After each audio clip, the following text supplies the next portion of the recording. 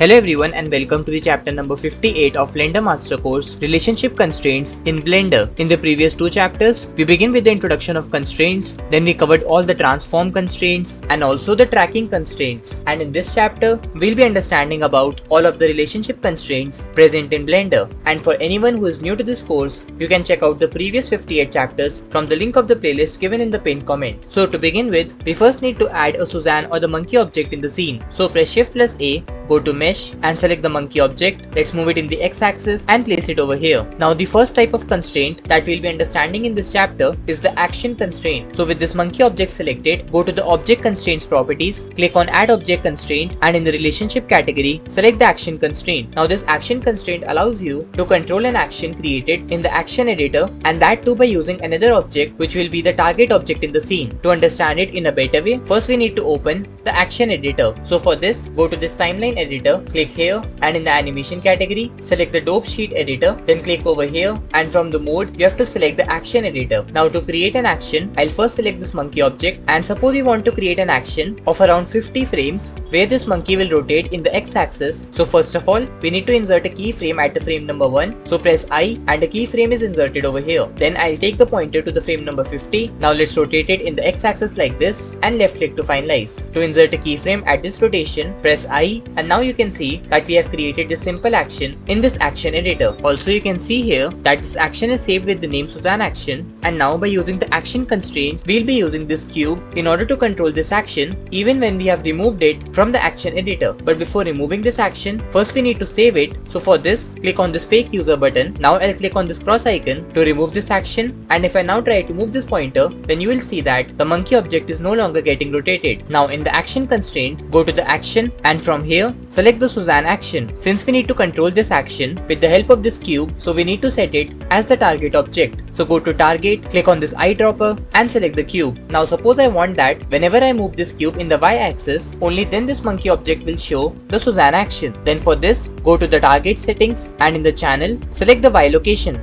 Now if I go to the max value and set it to something like 10, then what it basically means is that this particular action of the Suzanne or the monkey model will be controlled by the target object, which is the cube, according to the location in the y-axis, and to see the action, the location should be between 0 and 10 in the y-axis. Also, in the action settings, we need to turn on the object action, and we also need to set the frame settings in order to view the action. So in the frame ending, I'll enter 50, and now if I select the cube and try to move it in the y-axis, then you can see here that we are able to see the action or the animation of the monkey object simply by moving the target object. And this is the use of the action constraint. It allows you to control the action of the constraint object simply by changing the location, rotation, or the scaling of the target object in any of the three axes. Now moving ahead, the next constraint that we have over here is the armature constraint. However, to understand this, we'll also need the knowledge of character modeling and character rigging, which we'll be covering later on in this course. So we'll not be discussing about this constraint right now. And now the next one that we have here is the child of constraint. So I'll select this. Let's also remove the action constraint. Now the child of constraint allows you to define a parent-child relationship in between any two objects in the scene. If you remember, we studied about the concept of parenting an object in some of the previous chapters also, but we'll again revise it by using the child of constraint. Now because I am using the child of constraint on this monkey object, as a result, it will make the monkey object the child of the object which we set as the target over here. For example, if I click on this eyedropper and select the cube object, then now we can say that this cube is the parent object and this monkey or the Suzanne model is the child object. Now the concept of parent object basically means that whatever changes I'll do in the location, rotation, and the scale of the parent object, which is the cube, will also get applied to the child object, which is the monkey in this case. So if I select the cube and try to move it, then you will notice that the same change in the location is also being applied to the monkey object. Similarly, if I try to rotate it, then in this case also the same rotation effect is being applied to the monkey object. Similarly, if I try to scale it up or scale it down, then the same effect of scaling will be applied to both the parent object as well as the child object. So basically this is how the concept of parenting works in Blender. Also, if I select the monkey object again, then in the child of constraint, you have some more options to control the specific changes which should be applied to the child object. For example, in the location, rotation, and the scale parameters, all the three axes are turned on by default, which means that the changes in these three parameters in any of the three axes that we'll do to the parent object will also get applied to the child object. But suppose you want that only the location in the x and the z axis should be applied to the child object, then for this, go to the location and we'll turn off the y axis. Now if I select the cube and try to move it in the x axis, then you can see here that the same change in location will get applied to the monkey object. Similarly, if I try to move it in the z axis, then the same change in location is applied in this case also. However, if I try to move the cube in the y axis, then now you will notice that the change in the location is no more affecting the monkey object, and this is because we have turned off the y axis in the location in the child of constraint. And yes, you can also try this with the rotation or the scale. Now let's move to the next topic for today's chapter, which is the follow path constraint. So for this, first we need to remove the child of constraint. So click on this cross icon, then go to add object constraint and select the follow path constraint. Now this follow path constraint simply makes the object on which it is applied to follow the path of a curve in the scene. For example, if I press Shift plus A, then go to curve and select the Bezier curve. Let's tab into the edit mode, press S to scale it up. Now let's come out of the edit mode. Let's also hide this cube object. So I'll select it and press H to hide. And now suppose I want that this monkey object should follow the path of this curve. So to achieve this result, go to the follow path constraint, then in the target, click on this eyedropper tool and select the curve object. Also, to place it properly on the curve, we need to ensure that its location values in all the three axes should be 0 meters. And to do this, simply press Alt plus G in order to clear the location. And now you can see here in the object data properties that the location in all the three axes for this monkey object is equal to 0 meters. And also, because of this follow path constraint, the monkey object is now placed at one of the ends of the curve. And to make it follow the complete path, first we need to fix the position over here. So go to the follow path constraint and click on fix position. Then because we need the monkey object to follow the curve, so enable the follow curve, and by doing this, the rotation of the monkey object is also fixed according to the curve. Now if I click on the animate path, then an animation will get created where this monkey object will follow the path of this curve. And to view the animation, simply go to the offset factor and try to change the value like this. So by using the follow path constraint, you can make any object in the scene follow a specific curve object. Then over here, you also have the options like the forward axis, which basically defines which particular local axis of the object will point along the curve. To view the local axis of this monkey object, simply go to the object properties, then in the viewport display, turn on the show axis. Now you can see here that this y axis of this monkey object is pointing along the curve, and this is because the forward axis over here is set as the y axis. Similarly, if I choose the x axis over here, then in this case, x axis is pointing forward along the curve. Similarly, you also have the up axis option, which simply defines that particular axis which is pointing towards the upwards direction. So if I choose the y axis over here, then now you can see that the local axis which is pointing towards the up is the y axis. And so this is how the follow path constraint works in Blender. And now moving ahead, the next type of constraint that we'll explore is the pivot constraint. So first of all, I'll remove the follow path constraint. Let's also delete the curve. So I'll select this, press X to delete. Let's also unhide the cube object in the scene and move it in the X axis. Now to add the pivot constraint, go to the constraint properties, click on add object constraint, and in the relationship, select the pivot constraint. Now this pivot constraint basically allows you to change the position of the pivot point according to a specific target object. For those of you who don't know what exactly a pivot point is, it simply means that point along which a particular object rotates. You can also see that whenever we select any object, we have this tiny yellow dot present, and this is actually the pivot point of the object. Similarly, if I select the Suzanne model,